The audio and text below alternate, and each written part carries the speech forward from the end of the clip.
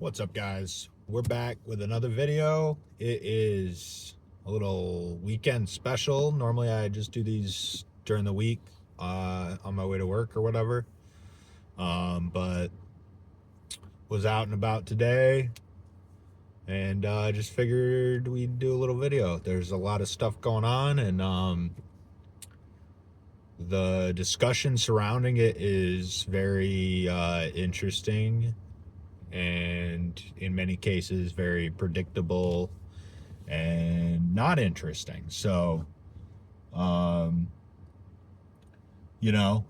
big hot topic of the day is Nicolas Maduro being removed from Venezuela, and the Trump administration doing airstrikes into Venezuela and doing this operation where they went in and arrested Maduro and his wife. And I guess the plan is to escort them back to the U.S. and charge them for, from what I've heard, the charges are like, I don't even know. The charges don't really align with the supposed purpose of why Maduro needed to be taken out of power. As far as all the, the details of that go, and also, the fallout from this in Venezuela, I'm not going to make too much assumption about. I'm definitely more in a sort of wait and see mode. I am often in this wait and see mode while everybody else is freaking out and having very strong opinions about things they're just learning about 5 minutes ago. So that's largely my takeaway on that front. As far as the charges, they kind of all sound like BS. It mostly sounds like to me that it's much more likely that Trump and other allies of, U.S. empire are just using the charges as sort of an excuse to take a piece off the chessboard, as is normally the case. As far as Maduro goes, a lot of the back and forth, the partisan slop politics of this is leftists are, of course, condemning this, citing the Constitution, haha, which is hilarious, of course, because they don't care about the Constitution when they're in power. But such is politics. And the inverse is true. Conservatives, when they're not in power, they decry the Democrats all the time for violating the Constitution, violating law and order, violating whatever. But as soon as either party has power, then of course constitutional overreach is no longer a problem. As far as that goes, and as far as the international law stuff goes, something that everybody should wrap their heads around, if you're really interested in deep diving into politics, if you want to understand what politics is, how it works, where we're going, where we've been, all of it, you should really wrap your head around the idea that laws, international laws, the Constitution, they're meaningless and made up, and they don't matter. And all that really matters is what somebody with power somewhere has the ability to enforce. That's what's real. The Constitution is not real. when nobody abides by it, which is the state of this country for 160 years at least. So really try to wrap your head around that. The Constitution, it doesn't matter. You can appeal to it all you want when you're not in power, but it doesn't matter. Nobody cares in this country. Just look at the last 25 years. Nobody cares. Every single invasion we've done as this country for since World War II, at least, has been unconstitutional. None of them have been approved by Congress. None of them.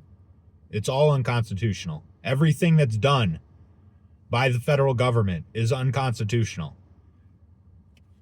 Wrap your head around it. That's how reality is, guys. Grow up. We got to grow up. But once you've wrapped your head around that and you understand what's really happening here, you'll notice that, the left is doing their performative outrage about constitutional violations and international law violations. They don't mean any of it, and they're the worst people to criticize the Trump administration because they would criticize the Trump administration for anything he did. If he was doing great things, they'd be criticizing him just based on partisan politics. So they're of no help to those of us who do actually care about U.S. foreign policy and would like to change the direction of U.S. foreign policy, change the trajectory that we've been on for decades. The left in general is really of no help. I mean, there are leftists that are helpful. There are people on the left who are helpful, but the left as in the Democrat Party and their supporters, as soon as they're back in power, they're going to support all the same stuff that, the foreign policy of the U.S. has not changed based on which party is in power for the last 30 years. The foreign policy establishment is not elected officials. It's the CIA.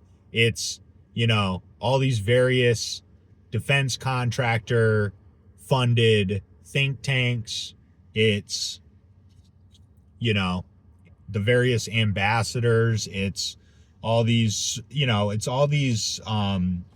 really incestuous relationships between all of these various globalist political factions. It's the permanent establishment. It's what, Trump used to call the deep state.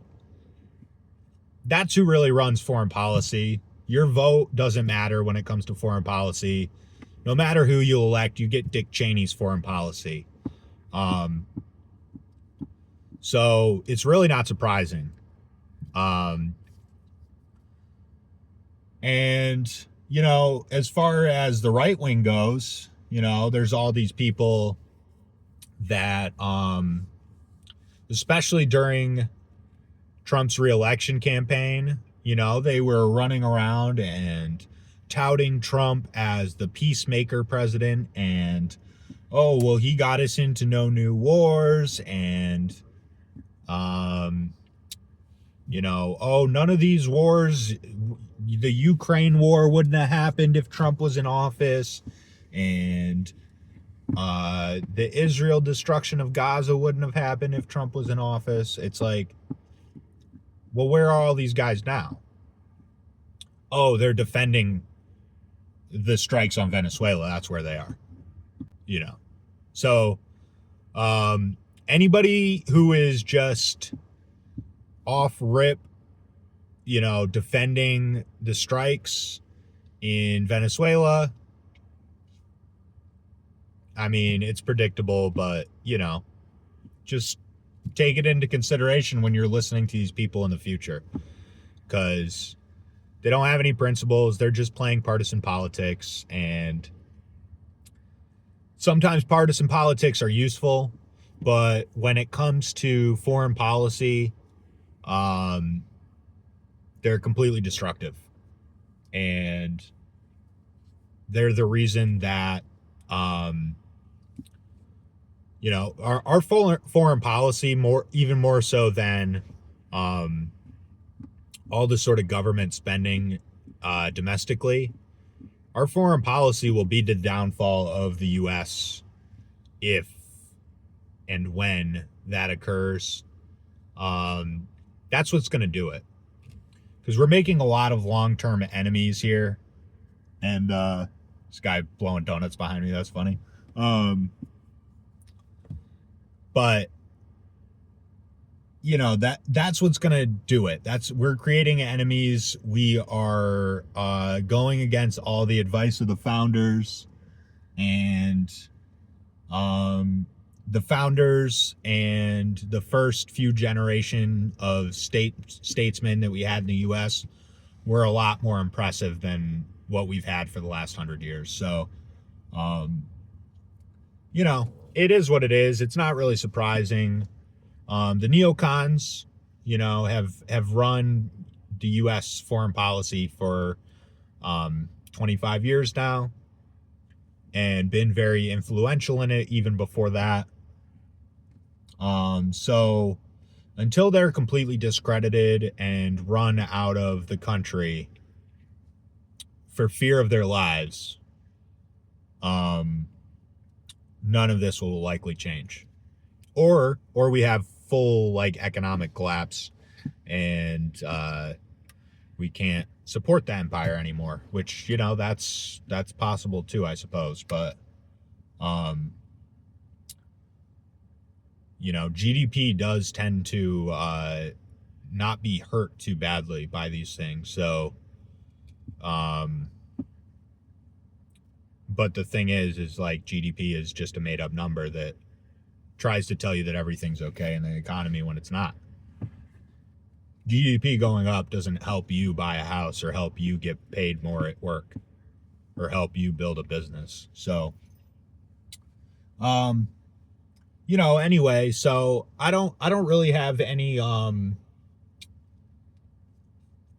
predictions as far as this whole thing goes, but very much and I feel the same way still about the strikes on Iran.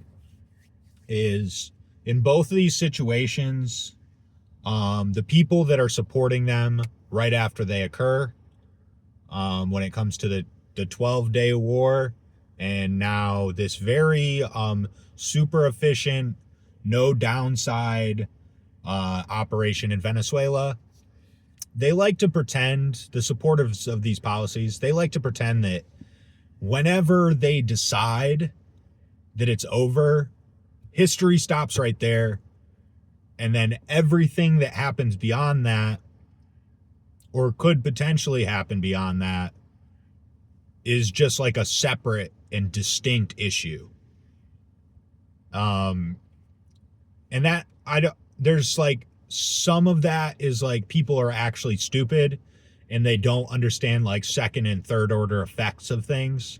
They don't understand consequences that come down the road from things. But some of that is people who are purposefully trying to sell you a policy and don't care about the future consequences of said policy.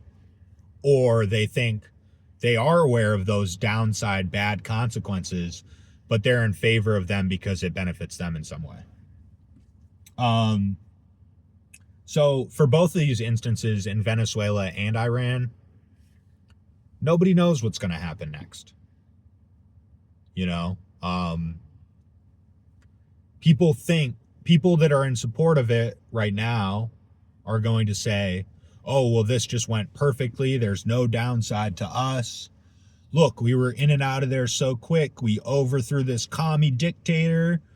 USA, USA, we're the best. And the detractors will try to criticize it based on whatever means they have available to criticize it without knowing what's going to happen in the future too.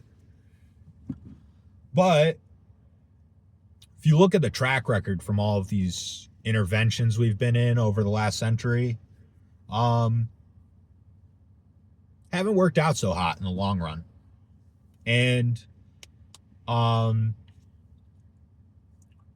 that doesn't just include like Vietnam or the terror wars, although those are the easiest examples to provide people because most of us were alive for at least some of the terror war years.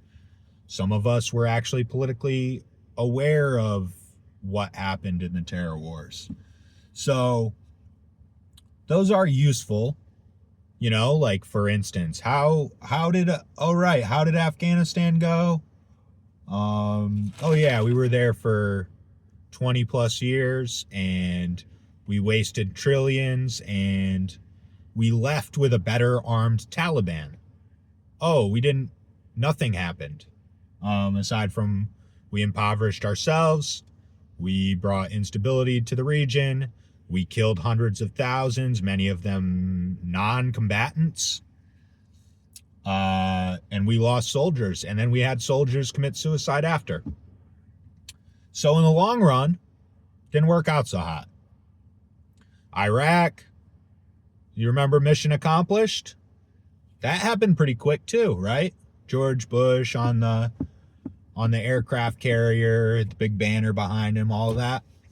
That was pretty quick, pretty easy, right? Oh, right. And then 20 years, trillions wasted, thousands of U.S. troops lost, hundreds of thousands of Iraqis killed, most of them non-combatants.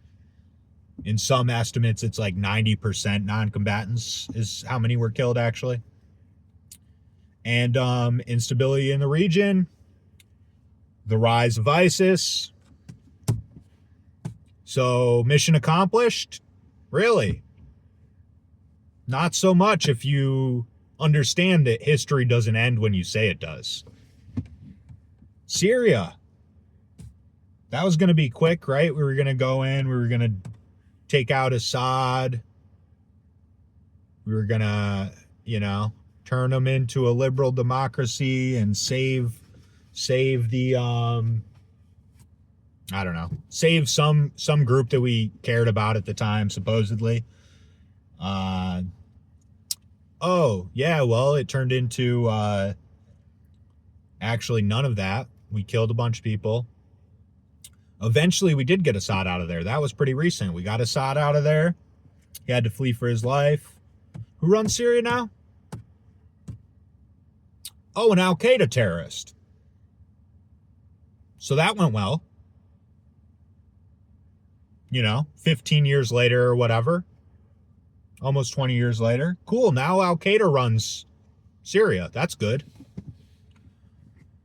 What else you got? Libya. How's that going? Somalia? Yeah, we're still bombing Somalia, by the way. Trump, I believe, we've been in Somalia for over 20 years, and Trump this past year bombed them the most times. He set the record for most strikes on Somalia. And is Somalia any better? How much have we wasted? Oh, all the Somali fraud. Where'd all those refugees come from?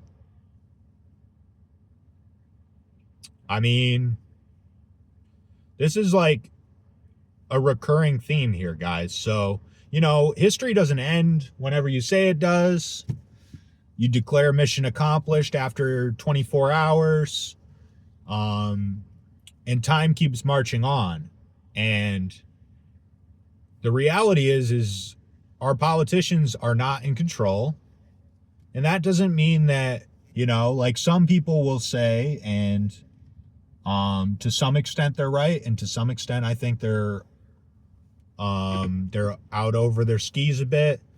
Some people will say, oh, well, yeah, of course our politicians aren't in control. Israel controls us. And not exactly. It's just that the elite class in both countries happen to have mutually beneficial interests. And so it's not necessarily that our elites are controlled by Israel, but that our elites and Israel's elites are benefited by the same policy. And, you know, there are certain humiliating things about our politicians that make people go, oh, well, Israel's in control and they have everybody blackmailed and this and that. And it's like, to some extent, I'm sure that's true. But a lot of these guys are just, you know, they are for sale. They can just be bought. And, you know, if you've ever lived around like people that aren't like doing so hot financially, like a lot of people do like some pretty awful things for like not that much money. Like, there are places you could go in our country, which overall, compared to many other countries, is not that impoverished. But there's many places in this country where you could go and you could get somebody to kill somebody for like a few $100s. Imagine what these people will do for hundreds of thousands, if not millions, if not tens of millions of dollars. Like, people can just be bought. They're not all blackmailed.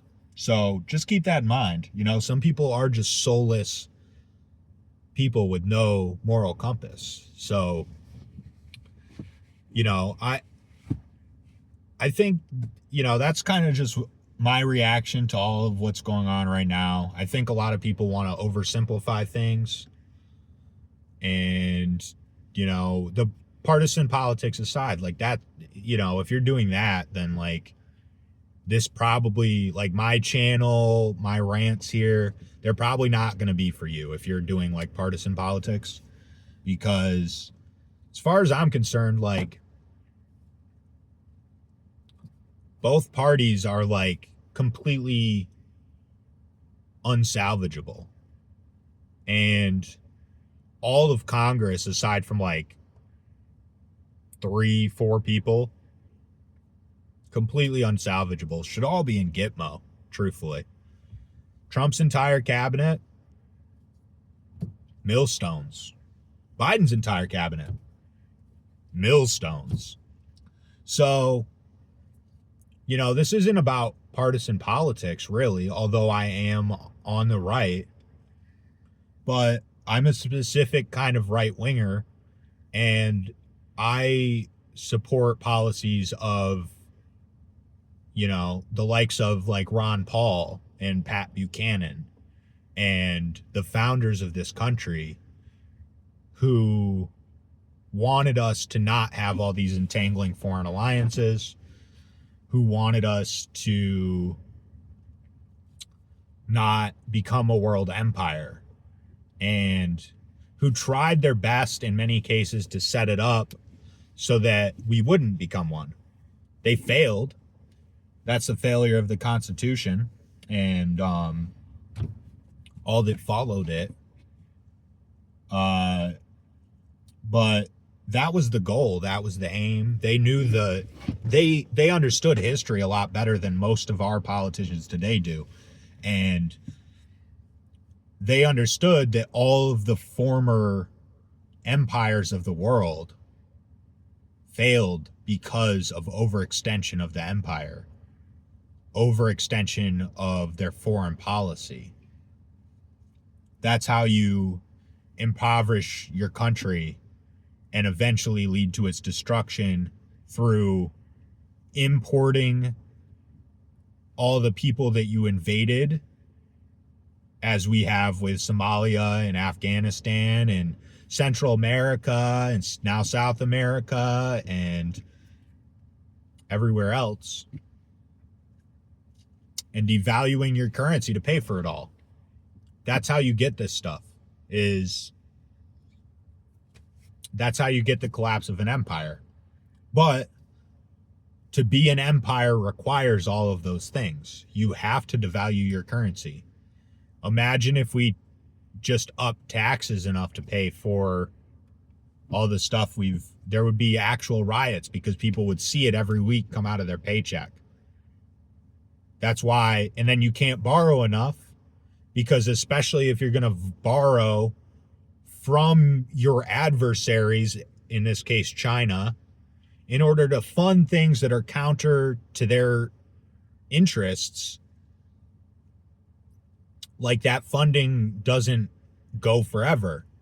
And so the only option left to you is to inflate your currency, devalue it, print money to pay for all this stuff. And when you take on all these big sort of moneyed interests in order to pay for all of it, you're creating this sort of bureaucratic like funding apparatus where now there's all these interests involved in your politics. All the weapons contractors are involved in your politics.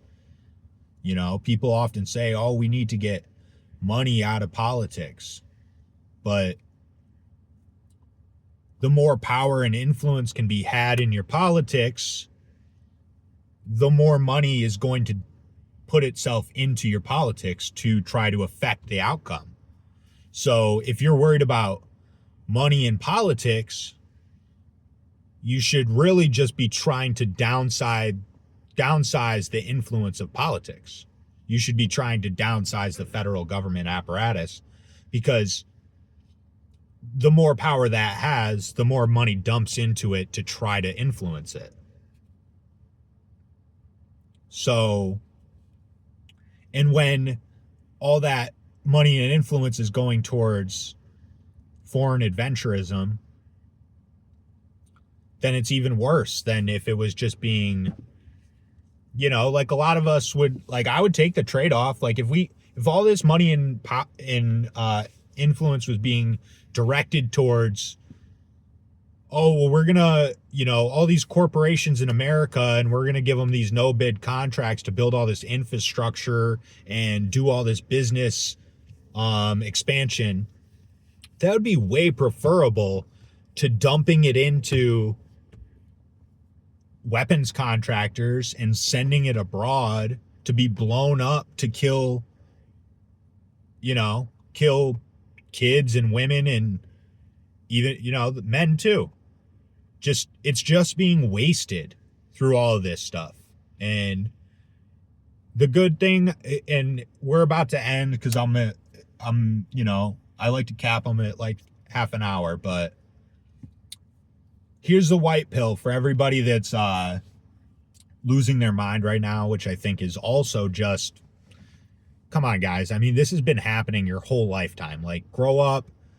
This is what is happening. If you're emotional about it, like, you shouldn't be paying attention to politics.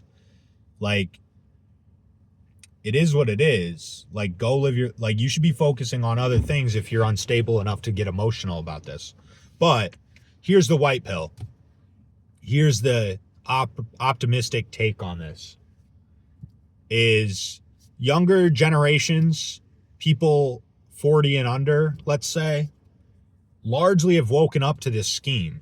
Have largely woken up to this game and are completely sick of it. So the time is ticking for this stuff. Like, the neocons are found out. Like, people in the younger generation, they know who the neocons are.